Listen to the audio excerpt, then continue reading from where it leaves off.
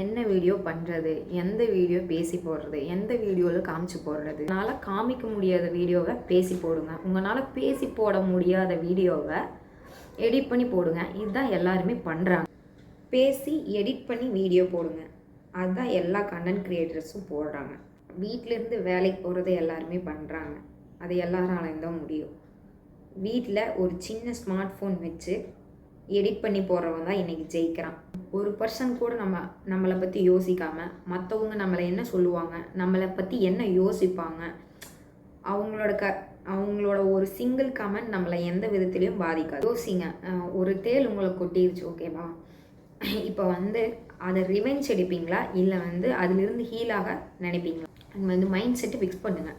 நாளைக்கு பண்ணலாம், நாளான்னைக்கு பண்ணலாம், இல்லை ஒரு வாரம் கழிச்சு பண்ணலாம், இல்லை ஒரு மாதம் கழிச்சு பண்ணலாம், இல்லை ஒரு வருஷம் கழிச்சு பண்ணலாம் அப்படின்லாம் இருக்காதீங்க. எந்த வருஷமும் உங்களை மாற்ற போகிறது கிடையாது.